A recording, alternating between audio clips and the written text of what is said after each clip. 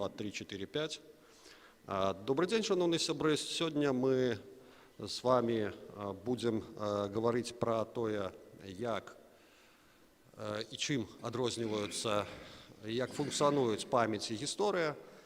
Ну, бо, як калісьці хтосьці сказаў з аўтараў сучасных memory studies, калі памірае традыцыя, пачынаецца ўжо гісторыя, а калі гісторыя жывая, то і традыцыя таксама неяк з ёй супрацоўнічае. Так вось як гэтыя падзеі, якія адбываліся з нашымі продкамі, а можа нават як тыя падзеі, які адбываліся з намі, будуць канатавацца, будуць запісвацца у нашай памяці, як яны будуць у ёй змяняцца, як яны будуць змяняцца і чаму яны будуць змяняцца у памяці наших сучаснікаў і наших нащадкаў. Ну, про это сёння мы і пагаворым на нашай чарговай каве з гісторыкам. Так, першае слово прадстаўляецца Сергею Рыбчонку з аповедам пра тое, як функцыянуюць і як функцыянавала памяць у старадаўнім традыцыйным грамадстве, грамадстве Великага княства, у асобных сем'ях, у носьбітах гэтай самай памяці. Калі ласка.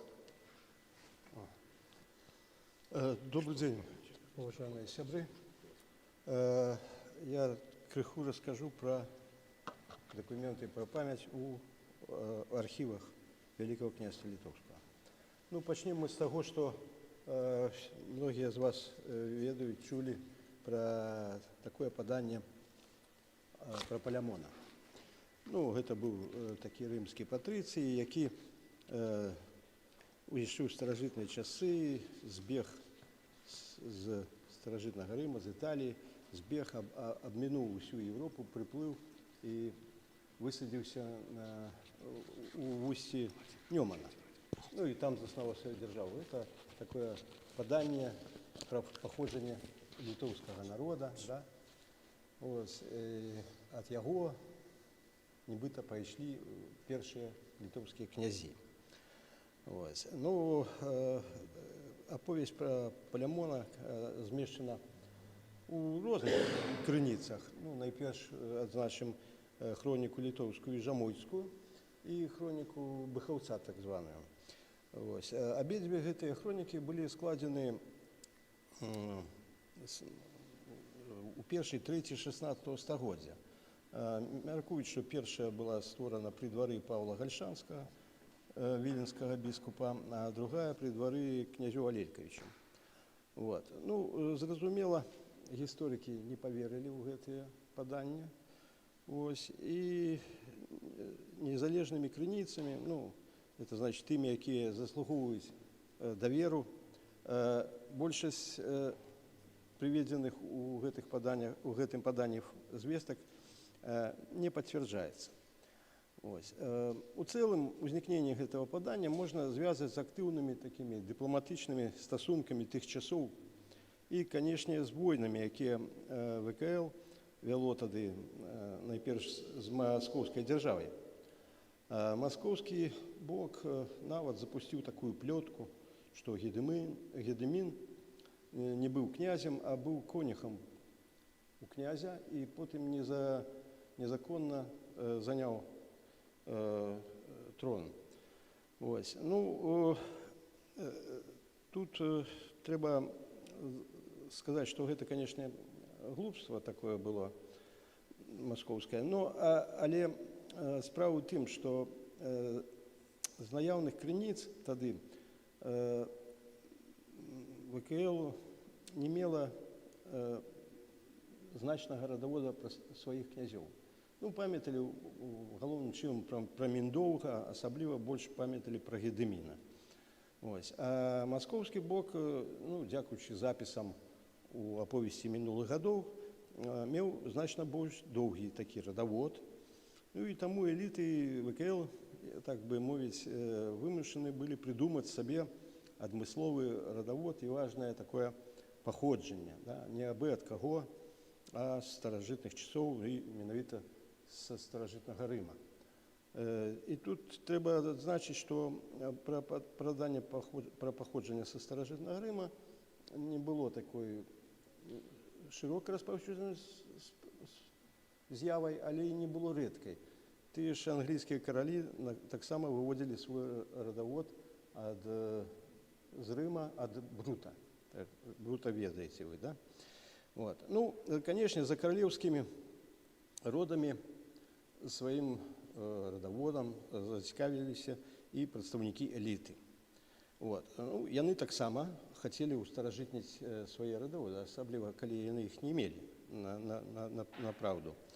Розніца была толькі ў тым, ну, адкуль, скажем, яны паходзілі, выводзілі сваіх пратапластаў з замежных краёў ці ўсё ж такі з нашых месцаў. Вот. Так Радзівілы у канцы 15-го, пачатку 16-го стагоддзя сталі вельмі ўплывовымі. Мікалай Радзівіл быў віленскім ваяводам з 1491 года, а пазней гэтую пасаду заняў яго сын Мікалай Мікалаевіч Радзівіл, які памёр у 1521 годзе. Апошні нават атрымаў у 1518 ад імператара Святой Рымскай імперіі княжеский титул. Это была так званая старейшая линия рода, замки на Мядзеле и Ганёндзе. Вот. Не бачим мы, конечно, наших малюнков, но слайд это перший, да? И далее будет по черзе наступные три. Пазней, у 1547 годзе, адпаведны княжскі тытул атрымалі прадстаўнікі Нясвіжскай і Бержанскай лініі Радзівілу.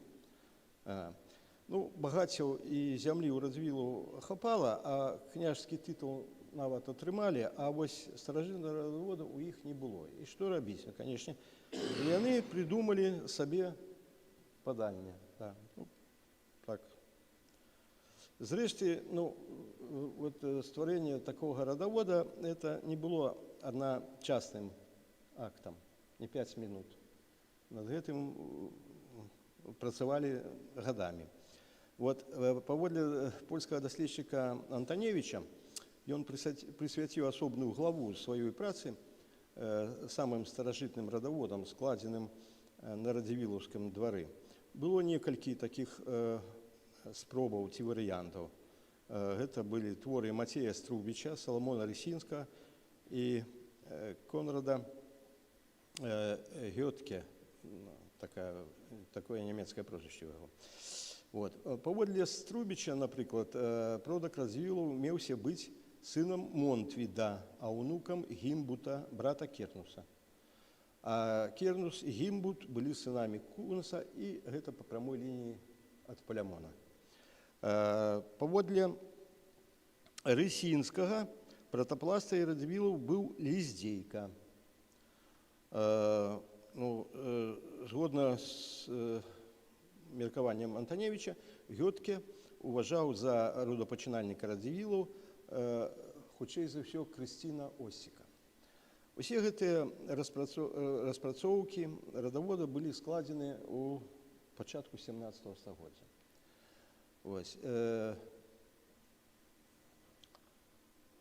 Цяпер будзе ілюстрацыі з 5 по 7. Значыцца, вось не бачым, на жаль, быў яшчэ на двары бержанскіх Радзівілаў такі пратэстанцкі святар Андрэй Варгоцкі. Да? Вот это якраз дакументы, якія захаваліся у наших архівах, менавіта у Нацыянальным гістарычным архіве. Так вось, гэты Варгоцкі, нічога дакладна пра яго не ведаем, але ён напісаў для Радзівілаў сваю кнігу. Называецца яна па-польску «Дом освяцённых ксяндзат на бержах і дубінках». Это бержанская линия Радзівілаў, дом освяцённых княжат на бержах і дубінках.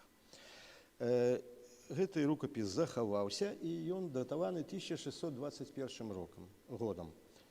Значыцца, так вось, што пра Варгоцкага мы больш нічога сказаць не можам. Хутчэй за ўсё, ён быў пратэстанцкім нейкім святаром, при двары Радзівілаў. Ось. А на пачатку рукапіса он выказаў, ну, падпісаў нават, не намаляваў, а просто падпісаў назвы гербаў, ну, як бы як тытульны такі аркушык з гербам, да? Ось. І тут ён пералічыў, да, вот верхні, там тры рады у яго атрымалася. Верхні рад пагоня літоўская, гіпацэнтаўр, святы Юрий. Сярэдні, значит, орол коронны, это хутчэй за ўсё звязана з Барбарай, каралевай польскай. Орол з трубамі, это родавы герб Радзівілаў. Орол чорны. Ось. І ніжні рад быў герб Івінскіх, это жонка Радзівіла Перуна была з Івінскіх, Дамброва і топор.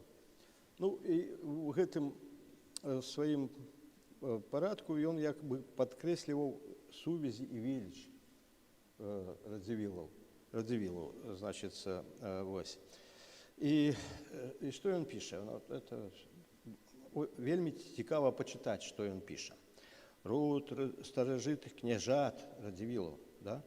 Як за часы паганства, так і хрысціянства ў мірныя часы і ў вайну айчыне служыў. Ось. Згадаў, што імператор Карл V даў Мікалаю Радзівілу чорнаму княжацкі тытул. Вот. І далей пачынаецца гісторыя пра заснаванне Гедымінам. Ён названы як сын Віценя і свёкар польскага караля Лакеткі. Па парадзе Лідзейкі, старых трокаў і потым Вільні. Вот. І той Лідзейка быў найвышшым біскупам, ну, маецца жрацом язычніцкім, ва ўсім вялікім княстве літоўскім, якому ўсе паганцы пакланяліся. Вось. Нібыта, ну, ён пачынае з Лідзейкі, і далей уже все гэтыя радаводы розніцца толькі тым, ад каго менавіта там першы Радзівіл бярэцца. Да? Ну, тут у яго, у Варгоцкага, два Радзівілы існуюць. І рэальны Радзівіл паходзіць ад такого сына Вікола. Ну, гэта была, скажем, не апошняя спроба. Напэўна, былі яшчэ, пра якія мы, можа быць, яшчэ не ведаем. Но ўжо ў 18 стагоддзі Радзівілы крышку змянілі сваё гэтае паданне. Лідзейкі ім уже паказалася замала. Яны ўсё ж такі лічылі, што лепш быць князямі прыроднымі, да? Не пажалаванымі ад імператара, а прыроднымі. І па апошняй версіі яна згадана у творы Катлубая.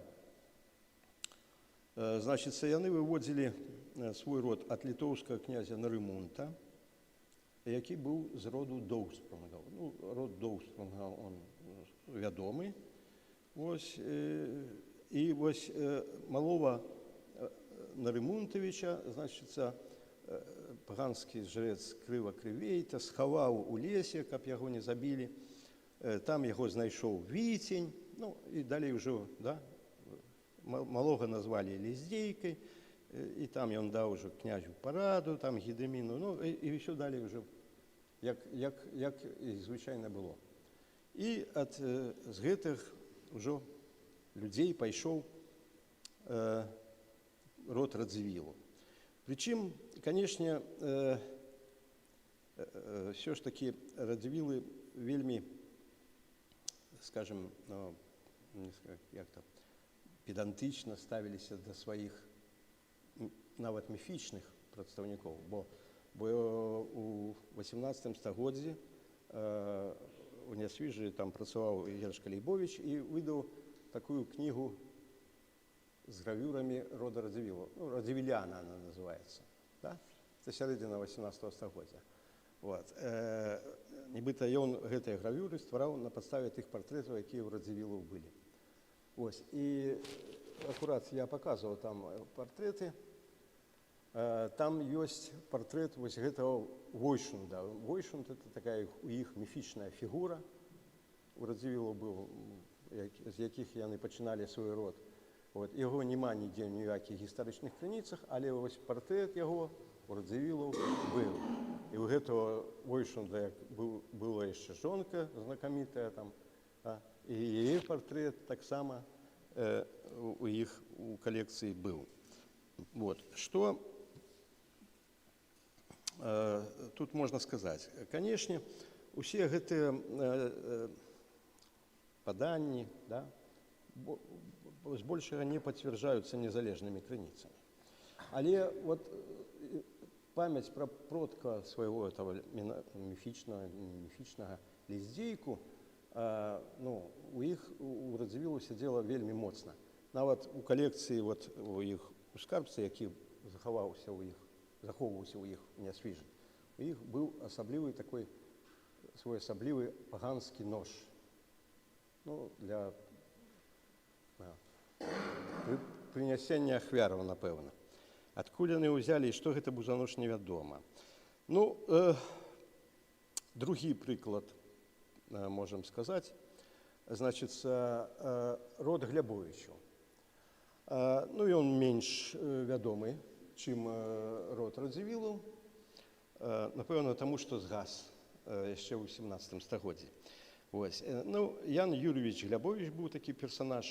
Ён дасягнуў піка сваёй кар'еры, заняўшы ў 1542 годзе ўрад віленскага ваяводы, найвышшы ўрад у Вялікім княстве літоўскім. Памёр у 1549. Вот, вельмі хутка. А яго сын Ян Янович Глябович, які пазней стаў мінскім кашталянам, сутыкнуўся з той жа праблемай. От, багацця хапае, да, а старажытнага радавода ў іх няма. І што тут атрымліваецца? Першым пра род Глябовічаў напісаў яшчэ Барташ Папроцкі. Это такі сучаснік практычна Яна Яновича Глябовича, які напісаў две вядомых працы «Гняздо цноты» і «Гербы рыцарства польскага» 578-584 год. І ў абодвух ён узгадаў пра род Глябовічаў. Але яшчэ да публікацыі Папроцкага у Глябовічаў уже быў нейкі свой радавод, да? Уласная версія, так сказать. Вот. Яе агучыў сам Ян Янович Глябович.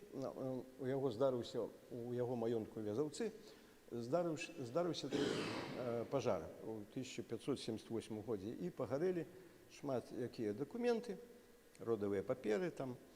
Вось. І ён зрабіў на сойме заяву, і у канцы сваёй заявы ён так яго словы запісалі, што пан Глебович Вяжевич Маневит, прадед его милости, да? А пан Юрий Глебович Маневит, воевода Смоленский, дед его милости. То есть небыто вот они по прямой линии от Маневида походят. Конечно, імя Маневіда, его асоба ў сярэдзіне 16 стагоддзя разглядалася як вельмі значная, і паходжанне яе падкрэслівала знатнасць роду. Канешне, гэта так не было. Ну, Папроцкі, дарэчы, он не пайшоў за меркаваннем Глябовічаў і вывеў род Глябовічаў не прямо ад Маневіда. Ён так зрабіў. Сын Гедеміна, Монтвід, меў двух сыноў. Манвіда, які быў, или Маневіда, які быў воеводом віленскім, і Монтвіда другога. Вось гэты другі Монтвід меў сыноў Вяжа і Глеба. Вяжаў потомства да сёння, ёсць дом вялікі разгалінаваны, а Глеб быў воеводам смаленскім. І меў трох сыноў: Юрія, Станіслава і Куця. І так все это красиво представил. Но справа ўся ў тым, што это таксама придуманыя рэчы, таму што ніякі у віленскага воеводы Маневіда ніякага брата не было. Не было. Вось. Глеб Вяжевіч такі быў персонаж. Адзіная згадка пра яго ёсць, але ён ніколі не быў смаленскім воеводам. Разумееце? Але такім воеводам быў яго брат Івашка Вяжевіч. Куць таксама існаваў, і ён быў сапраўды братам Юрыя і Станіслава, і звалі яго Пётр. Куць – это была яго мянушка. І для чего я это кажу, што калі Глебовічы придумывали в конце 16 стагоддзя гэтае паходжанне, яны не валодалі рэальнай інфармацыяй пра тое, хто былі іх продкі насамрэч. Захаваўся адзін цікавы дакумент, вось на ілюстрацыях это апошнія тры апошнія ілюстрацыі. Гэтыя дакументы складзены у самом канцы 16-го, в самом пачатку 17-го стагоддзя. Значит, я их процитую просто, каб вам было это важно, что там написано. Это один и тот же документ, только складены трохи по-рознаму. Один документ по-польску, такі сціслы, и там просто пералічаны імёны, а другі па-старабеларуску, і у ім уже больш такі прыгожы літаратурны тэкст. І да іх яшчэ малюначак. Схема, да. Там размова ішла пра дочак ад жонкі Яна Юрьевича Глебовича, і там намаляваныя колкі з дочкамі. Так вось, документ назывался «Линия домовства». Домовство, семейство, да? Вот читаем, уважливо читаем. Ян Глебович, воевода Виленский, имел за собою жену, пани Ганну Станиславовну Барташевичевну. Сынов с нею не имел, одно имел дочек 5. Першую пани Зофею Яновну Глебовичевну, которая была выдана в стан Светлый Молженский за небожчика его милость пана Юрия Зиновича. Знаете? И пошло, и поехало. То есть я до чего это все привожу. Насамрэч у роде Глебовичу зараз просто рыхтуем про іх монографію, і тому такие подробязности подаю. У роде Глебовичи у концы 17 стагоддзя не ведали, хто маці Яна Юрьевича Глебовича. Они паправду не ведали. И мы дасюль не ведаем, бо нема у крыніцах пра ніякай інфармацыі. Мноства інфармацыі самай рознай ёсць, все, што трэба і не трэба, знайшлося, а хто маці Яна Юрьевича Глебовича, а жонка Юрия, это жонка Юрия Глебовича. Вот гэты Юрий Глебович был великим человеком, наместником, двойчы наместником смоленским был, с Москвой воевал, у разе паноў засядаў, а хто яго жонка, мы до сённяшняга дня не ведаем. Вот, на жаль, такая жаль. И яны ўжо тады, в 16 стагоддзі, этого не ведали. И, конечно, я думаю, что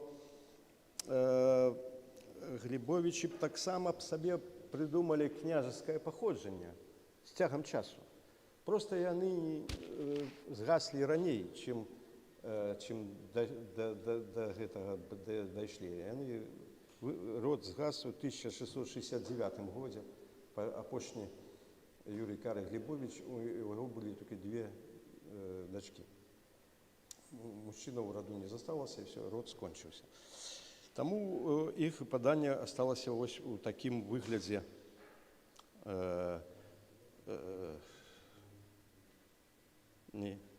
таким, як я розказав. Ось. Ну, звісно, була шляхта, яка так само, да, придумувала собі родоводи. І тут хто на що був здатний, спритний. Наприклад, були такі корбути, ну, напевно, вони, хутчэй за все, виводилися з Новогрудської землі, з Новогрудського воєводства. Да? Але один з корбутів розбагатів, да? Взяв собі придомок Карафа. Що значить Карафа? Карафа – це його міфічний продок, який приїхав ще з Італії. Ну, тільки вже не в старожитно-римські часи, а вже не в 12-13 столітті. І вони стали Карафа-корбутами. Були такі корсаки, наприклад, да? Всі, ну, вони походять з Полоцької землі. У 18 століття вони вже собі придумують родовод від чого? Від слова Корсика. Корсаки з Корсики, оказується, приїхали.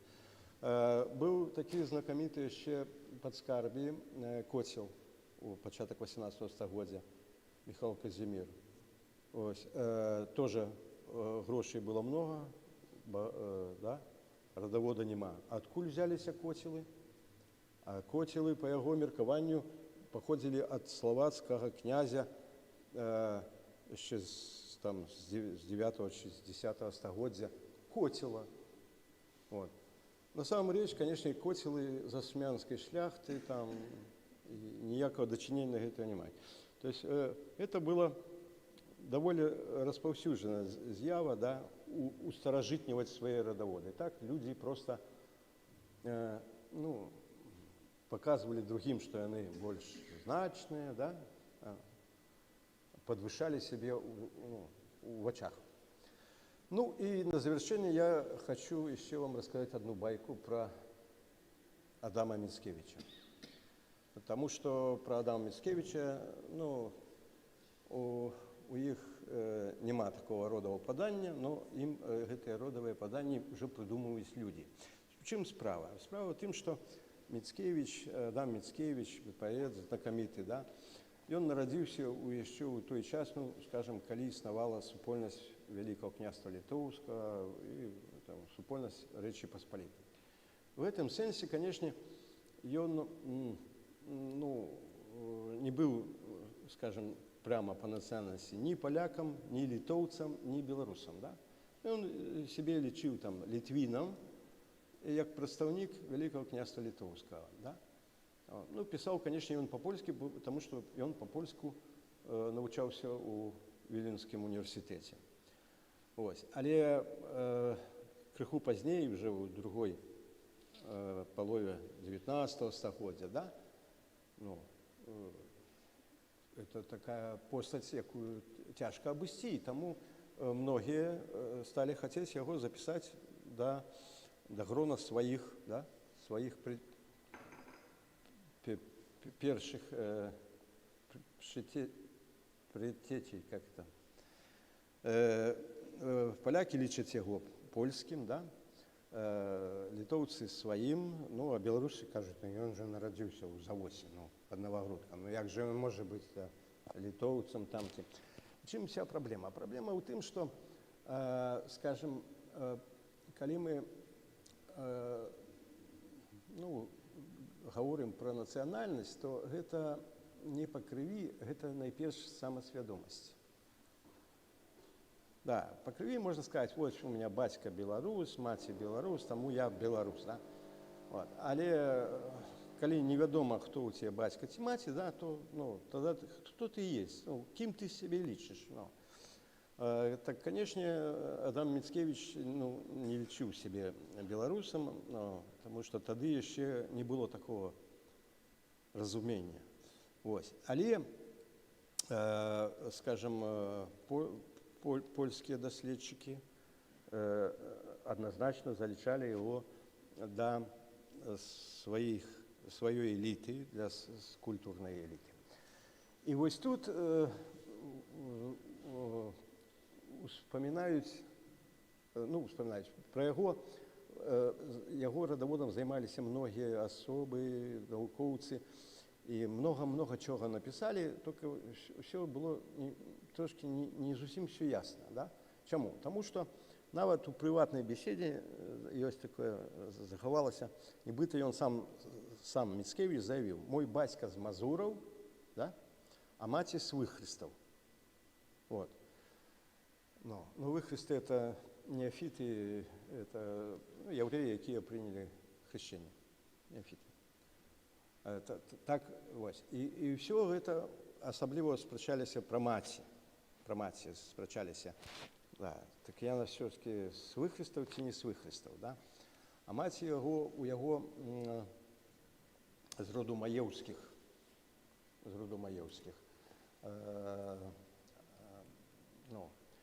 А помимо маті було ще питання з самим Міцкевичем. Все ж таки, род дробний, шляхетський, але откуль? І він походить откуль. І по документах там походить він нібито з Ліцького повета, да? А сам Міцкевич каже, що батько з Мазуров. Розумієте? Вот, так Лидский повет и Мазури – это там трохи різні речі. Лидский повет – це поміж Литвою і Білорусією, умовно. Ось. Довелося мені довго досліджувати ці справи всі. Я просто покажу вам замість ілюстрації. Значить, це блокноти Музею літератури ім'я Адама Міцкевича. Тут друкований артикул «Родовод Маєвських». От тих самих, з яких міркувалася маті Адама Міцкевича. Да? А другая книжулька – это рочник Польskiego Товариства Геральдичного, да? 2012 год. Тут друкувалась опочная версія моєго артикула про род Міцкевичів. Докладно друкувався повний родовод, який я змог зробити, і уступне стаття, уступне слово було велике, тому що заховалося ще некалькі проблем, на які тяжко вирішити. Зараз я паспрабую патлумачыць, у чым справа. Калі паважаным слухачам гэта цікава. Бацька Міцкевича быў, Адама Міцкевича, да? Быў адвакат. Адвакаты, вы ж ведаеце, хто такія людзі, да? Яны умеюць рабіць справы. Таму вывад гэты бацька падаваў дакументы на вывад шляхецтва, яшчэ калі была літоўская гродзенская губерня, у Гродню падаваў на вывад шляхецтва ў 1804 году. Ён прадставіў тады радавод, да? На падставе, пры гэтых паперах, на падставе гэтага радавода род зацвердзілі. У гэты час зацвярджалі практычна ўсіх, бо умовы былі вельмі лёгкімі для зацвярджэння. Складанасці пачаліся пазней. Пазней, таму што было шмат фальсіфікацый у радаводных справах, да, нават даходзіла да таго, што прадавалі за грошы дакументы, да? А спрытныя пісарчукі за грошы стваралі неабходныя дакументы. Расійскія ўлады ўзмацнілі нормы для зацвярджэння ў дваранстве. І ўрэшце-рэшт сам Адам Міцкевич уже з'ехаў з тэрэну Расійскай імперіі. А тут жылі яго крэўныя, якія праводзілі гэтую справу. Яны справу эту цягнулі да, скажем, яшчэ паўстання Каліноўскага, потым спрабавалі фальсіфікаваныя дакументы. прадставіць, бо не было ў іх ніякіх рэальных. Я пра гэта ўсё пішу. Вось. І ўрэшце рэшт іх так і не прызналі. Вот. Адмовілі ім, не прызналі Міцкевічаў у дваранстве Расійскай імперіі. Вось. Но гэта адна гісторыя. Справа ў тым, што бацька Міцкевіча таксама, када падаваў дакументы на першы вывад шляхецтва, ён таксама не ўсё праўдзіва паказаў. Не ўсё праўдзіва паказаў. Ось. І там таксама некрытычныя дакументы. Да. І таму мы да сённяшняга дня, скажем, не ведалі, да нядаўняга часу не ведалі, што на самой рэчы там пра Міцкевічаў было нам вядома. Ось. І вядома, знайшліся некаторыя дакументы. Знайшліся, я пра гэта ўсё пішу. У тым ліку знайшліся дакументы, от як памяць звязваецца. Памяць звязваецца, скажем, у гісторыі Міцкевічаў была такая маленькая дамовая вайна з ваколічнай шляхтай. Да? З ваколічнай шляхтай была маленькая дамовая вайна. У чым быў яе сэнс?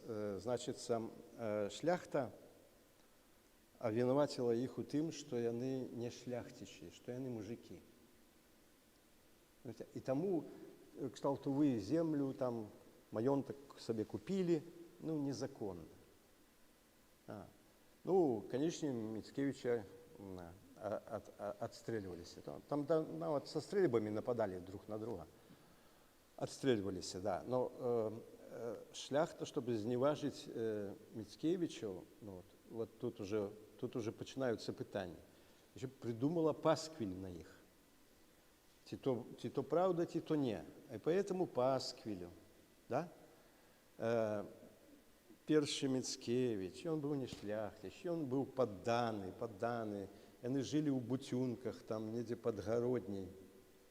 Потым ён адтуда збег, перасяліўся у Дзевятковічы, потым яшчэ далей переехаў у Наварудскі павет. Да? Разумееце? А так яны все, да.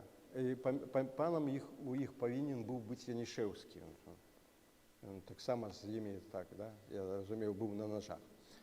Вось. Канешне, вот это все вельмі цікава, таму што Міцкевічы яны не мелі ўласнай зямлі. Не мелі ўласнай зямлі. Вот той застенак завосся, якія яны менавіта адваявалі ў гэтым канфлікце. Разумееце? Вот.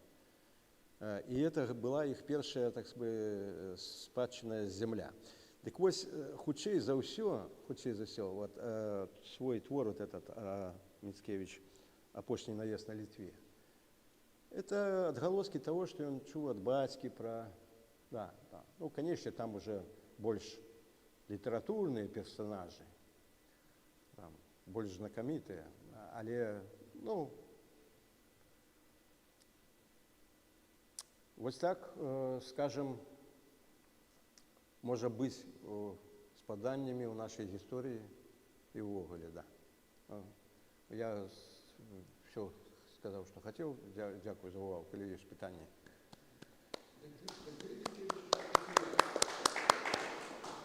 Что?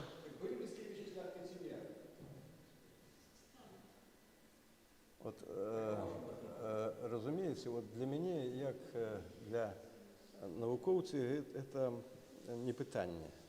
Вот. Для мяне больш цікавае пытанне, яны ўсё ж таки, я сумняваюся, што яны былі шляхтай, калі сказаць па шчырасці, да? Чтобы быць мягкім і дакладным. Значыцца, не хапае аргументаў, якія б сведчылі адназначна на карысць нейкай адназначнай версіі. Не хапае, проста не хапае. На маю думку, яны хутчэй за ўсё былі не шляхта,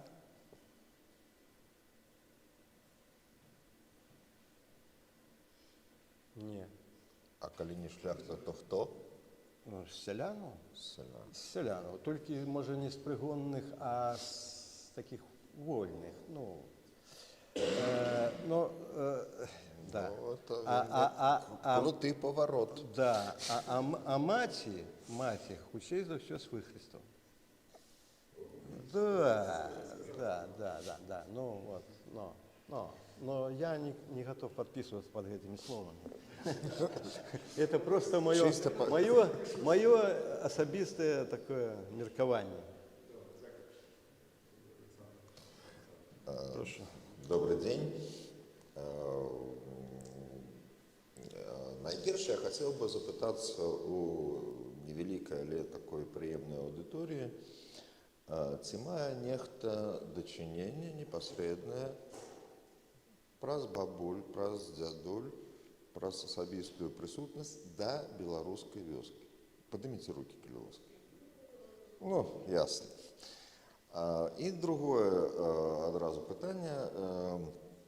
Ці апавядалі вам дзедулі, бабулі пра штось з мінулага? Таксама рукі падыміце. Любые сюжеты, любые. Выдатна, значит, мы в агульным поле. И тут як бы размова вядзецца пра тое, чым адрозніваецца, скажем, вясковы культурны ландшафт ад цяперашняга гарадскога, дзе мы вот тут прысутнічаем. Якім чынам фіксуюцца гістарычныя падзеі, якім чынам захоўваецца памяць пра іх, якім чынам гэта перадаецца. І як этнограф з досыць багатым палявым досведам, я магу засведчыць, што калі ты прыходзіш у вёску, ты трапляеш троху ў іншае вымярэнне. Бо там іначай парадкуецца час і уяўленне, скажем так, пра падзеі. Тое, што для нас са школы вядома, калі пачалася Другая сусветная вайна. 1 верасня 1939 года, калі скончылась Другая сусветная вайна. 2 верасня 1945 года гэтыя лічбы абсалютна нічога не азначаюць на вёсцы. І я для сябе вывеў такое правіло, што калі ты хочаш паразумецца з вясковымі людзьмі, ты мусіш пакінуць проста вот за плячыма, выкінуць все свае постведы, всю сваю кніжнасць. Бо гэта не працуе. Вся твоя начитанасць, яна там лішняя. Трэба прыходзіць як вот табула раса. Это вельмі эфектыўны прыём, калі ты просто імітуеш дурачка. І бабуля ахвотна табе даводзіць простыя рэчы. Насамрэч, вельмі важныя. Структура памяці вяскоўцаў, яна палягае ў тым, што мы маем перад сабою супольнасць, якая доўгі час была непісьменнай. Яны не валодалі універсальнай вось гэтай знакавай сістэмай, з дапамогай якой мы вот там сидзім в кампах, мы там читаем кніжкі, мы ведаем, дзе што знайсці, як бы бібліятэкі на гэтым пабудаваны. То бок велізарны аб'ём інфармацыі абслугоўваецца універсальнай знакавай сістэмай, якой ёсць пісьмовасць. Так. А на вёсцы доўгі час проста адсутнічаў. Як захоўваць інфармацыю в такой сітуацыі? Калі вот не тое, што ты не маеш паперы і асадкі, ты проста не ведаеш гэтых літараў, якіх пісаць. Як? І тут выступае, як бы такой, на першы план выходит такая другасная знакавая сістэма, як называюцца навукоўцы. Это, в принципе, все элементы ландшафта, якія тебя оточаюць. Пагорки, азёры, урочища лесные, все абсолютно. И я вот докторскую свою оборонял аккурат по теме, як наша краіна прочитывается в якости текста.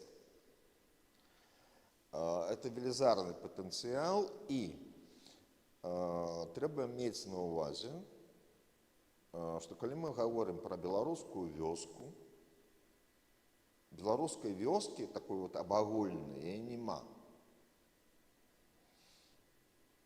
Ёсць вёска каля Варонічаў, ёсць каля Вушачаў, ёсць каля Лепельшчыны, ёсць на Пастаўшчыне, на Мёршчыне. Гэта маленькія лакальныя светы. Яны, в прынцыпе, каб было зразумела, тэрытарыяльна супадаюць з памерамі воласці, а цяпер сельсаветаў. Дык вось, зараз на сёння мы маем 1120 сельсаветаў на тэрыторыі Беларусі. Дык вось, это 1120 вясковых светаў со сваёй логікай і правілам.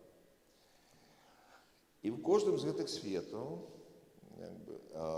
ёсць абсалютна канкрэтныя ілюстрацыі да гісторыі. Ну, варыянтаў можа быць безліч. Ну, напрыклад, там, это азяро, это ж не просто азяро, тут же Наполеон сваю вот карету утопіў золотую, а французские могилы, ну, конечно, французские могилы, это ж там вот, и яны абсолютно на кожны пункт маюць свою гісторыю. Для параўнання, паколькі мы все гарадскія людзі, хіба можа з нас хотя бы один человек по памяти пригадать все памятные дошки, мемориалы, обелиски, помники в городе, присвященные Другой Сусветной войне? Никто. Ну, хіба што выключить. А там все на уліку, там кожны пункт мае свою гісторыю, і військовым вымярэнні памяці існуе два выразных адрозных пласта. Першы пласт – это легендарная гісторыя. Ну, то бок вот это французская война, и вам показывают средневечные курганы при гэтым, альбо там шведы, альбо потоп быў, як бы і царква потонула там у озеры. Легендарная гісторыя, яна вызначаецца формулай «казалі што». І другі пласт – это аператыўная гісторыя. Гэта гісторыя актуальная, якая опісваецца формулай «я памятаю што». То бок тут выходзіць на першы план чалавек з яго успамінамі. І адсюль вялікая цікавасць да вот гэтага пласту актуальнай гісторыі, скажем, апошнія дзесяцігоддзі, это напрамак там вуснай гісторыі, там культурная антропалогія, як заўгодна. То бок, калі прыходзяць да людзей і пытаюцца не пра фактуру падзей, але пра іх рэакцыю на гэтыя падзеі. Таму што калі я гаварыў шмат разоў з бабулямі, там, як палілі іх вёскі, як там яны уцікалі ў лес, конечно, ніхто з іх не сказаў, да, это быў, конечно, 311 батальон там ахоўнай паліцыі, іх не цікавіць эта фактура. Абсолютно. Заўсёды прэцэдэнтным стае здарэнне, што адбылося. І ацэначны вот гэты пласт, як яны пра гэта гавораць. І тут мне бачыцца такая дылема свайго роду. З аднаго боку, вось гэтая размова з вясковымі людзьмі пра гісторыю, коллективизацию, як там розныя сюжеты могут быть, это максимальное наближение до вот этой рэчаіснасці. Большего не будет просто. Вот это як такое павелічальнае шкло максімальнага памеру. І акрамя таго, это задае такі эмацыйны зрез, таму што гэтыя бабулечкі, гэтыя дзеды, яны не проста кажуць, ну вот, да, у нас тут вёсачку спалілі, яны гэта перажылі. Это абсалютна такое эмацыйнае, жывое стаўленне, якога не вычытаеш в архівах. З другого боку, гэта заўсёды мікралакальная гісторыя. Ніводнага разу з сотнямі людзей я гаварыў, ніводнага разу яны не ўзгадалі ні пра Сталінград, тым больш ні пра там высадку саюзнікаў у Нармандыі. Мы все цудоўна разумеем, што гэта вельмі знакавыя падзеі у кантэксце Другой сусветнай вайны, але для вяскоўца это не існуе в прынцыпе, потому что вся вайна адбываецца вось тут, на парозе хаты, у вёсцы і ў ваколіцах. І, на маю думку, было б вельмі плённа спалучыць два падыходы. У нас пераважае зараз такой падыход прафесійны гістарыяграфічны, калі мы захлынаемся просто в датах як бы, і в пераліку падзей, дзе няма людзей в прынцыпе. І от другі падыход, такі антрапалагічны, калі, ну, скажем так, у бабулі 4 сыны пайшлі партызаны. 4 сыны. І все загинули. І яе дачка распавядае, ёй ад таго стало просто вот непамысна кепска. Не таму, што загінулі, а таму, што нават не ведала дзе. Таму што па-людску пахаваць не можна, і яна выходзіла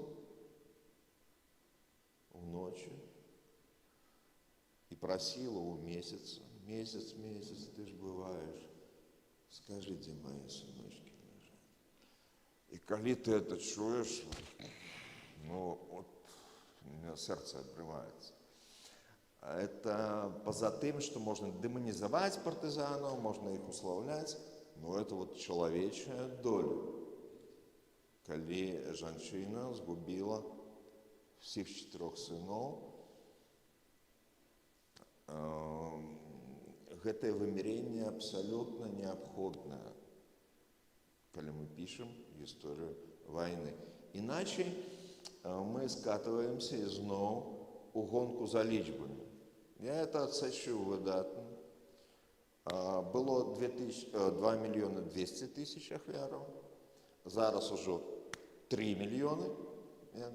Причым гульня адбываецца вот нават, ну, написали бы там 3 миллиона 115 тысяч 279. Они гуляются миллионами. То же самое в польской историографии. Однозначно.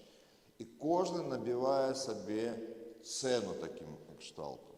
Тимоті Снайдер у прадмове да украинского выдания своей знакомитой книги «Кровавые земли» в 2014 годзе написал, что гэтая гонка национальных мартирологий небяспечная.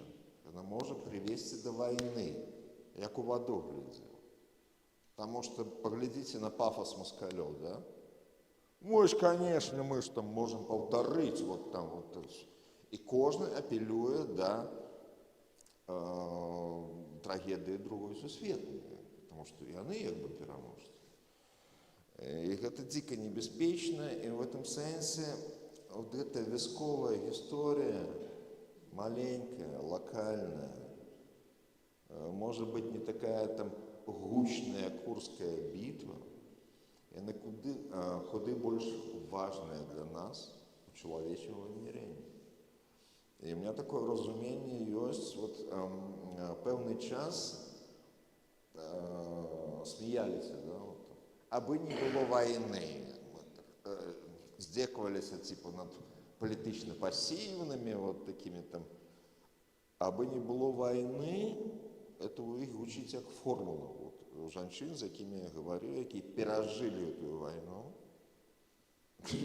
я готова траву есть, аби войны не было, потому что это досвід, які немагчыма скапіяваць в режиме онлайн, калі мы глядзім, што там адбываецца на Украіне.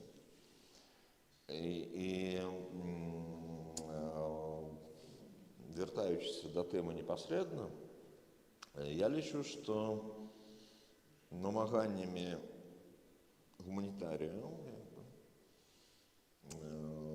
патрэбна нанова перагледзець гісторыю нашай вайны. Таму што я пра гэта казаў вот, на канферэнцыю ў Вільні. Військовцы не гавораць Вялікая Адчайная вайна ніколі. А з другого боку ніколі не гаворыцца Другая сусветная вайна. У іх ёсць толькі одно слово – вайна. Вайна. І у меня такое ўражанне, што мы гэтую вайну не агучылі і не прапісалі як след. І на вялікі жаль, вот тэма спаленых беларускіх вёсак засталася на перыферыі. І гэтым вельмі актыўна карыстаецца рэжым. Яны спекулююць на гэтым, таму што на гэтым поле больш няма гульцоў. Чамусьці незалежныя гісторыкі скажуць, гэта вельмі прыкра. Бо я лічу, што тэма нашых спаленых вёсак – это болевая кропка нацыянальнай гісторыі. Немцы гэта зразумелі, выдаўшы кніжкі, а мы яшчэ як бы блукаем в палоне міфалагем, што Хатынь – это савецкая прыдумка. Хатынь – это рэальнасць. Дякую.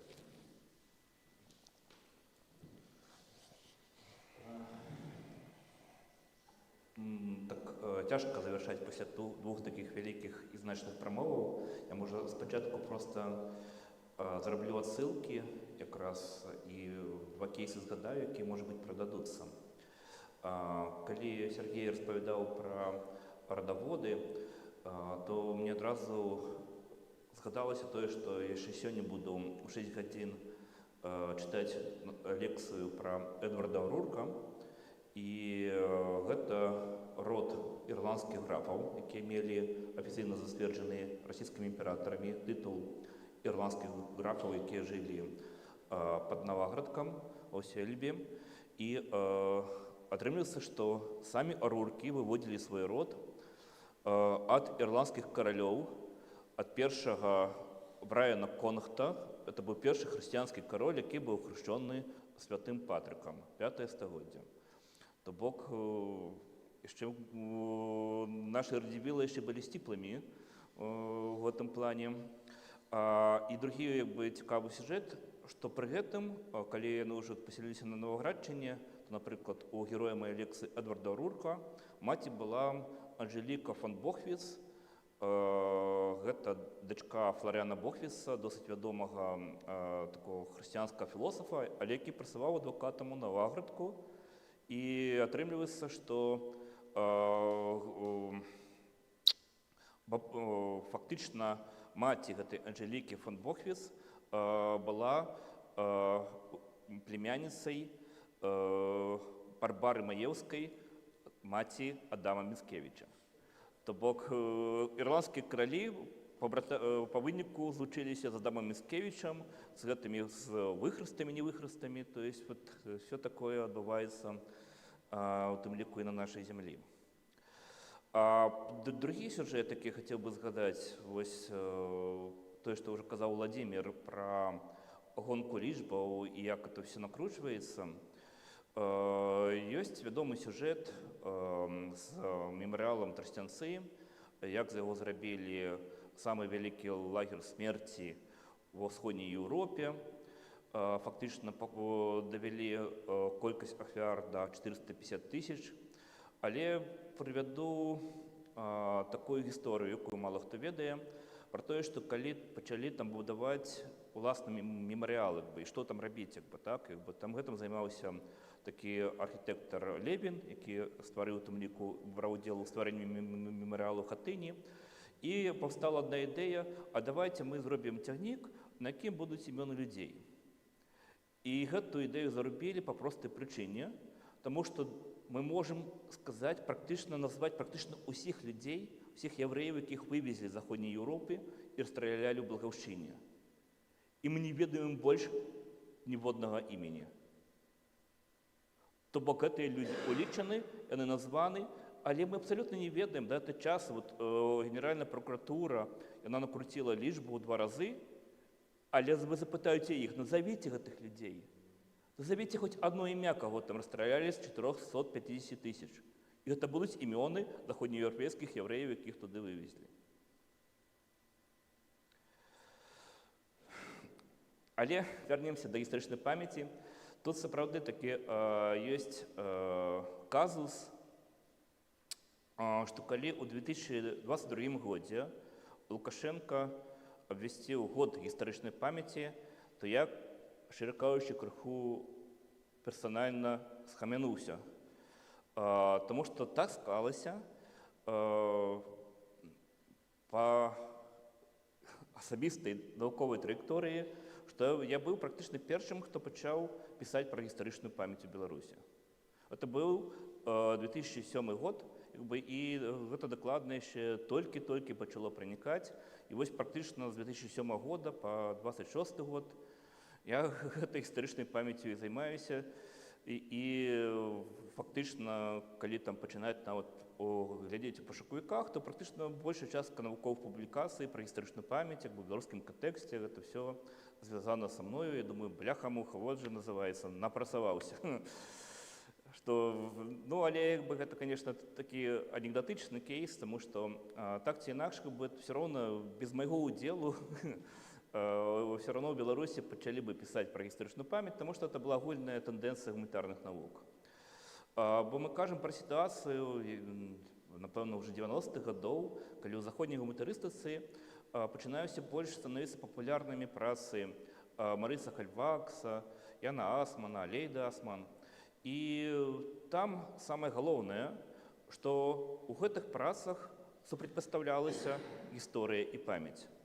Што это былі не то, што нешта супольнае, а это тое, што супрацьлеглае. У тым плане, што, напрыклад, для Хальвакса гісторыя гэта асацыяцыйная. Это тое, што ствараецца гісторыкамі, якія маюць прафесійную адукацыю і якія працуюць па правілах акадэмічнай навукі. То есть яны публікуюць самі для сябе і ствараюць некую веду, якая верифіцыруецца падобнымі правіламі. Але атрымліваецца, што для большасці людзей ім не патрэбна гістарычныя працы. То есть людзі не чытаюць навуковыя артыкулы гісторыкаў, таму што ім патрэбна тое, што мы можам назваць памяццю ці гістарычнай праўдай. Это тое з гісторыі, што мае значэнне для нас, на чым мы выбудоўваем сваю ідэнтычнасць, тое, чым мы можам ганарыцца ў першую чаргу. Бо насамрэч людзі не вельмі любяць згадваць дрэннае, і для бабулек у вёскі это вельмі складаная працэдура. Але ёсць такі сацыялагічны феномен. Калі, напрыклад, вы праводзіце апытанне сярод людзей і запытваеце іх, чым у вашай гісторыі вы ганарыцеся. І людзі пачынаюць адказваць, пералічваць, вось тое, беларусаў заўжды на першым месцы будзе перамога ў Вялікай Адчайнай вайне, дасягненне незалежнасці і гэтак далей. Але, напрыклад, калі запытацца, што ў вашай гісторыі у вас выклікае пачуццё сораму? Як вы думаеце, што будуць адказваць? люди не ведаюць. То есть у іх вся гісторыя павінна быць правільнай, прыгожай і працаваць на наше самасцвярджэнне. Таму што, па сутнасці, гісторыя працуе як працэдура выключэння, паколькі мы памятаем тое, што нам падабаецца, і стараемся забываць тое, што нам не падабаецца.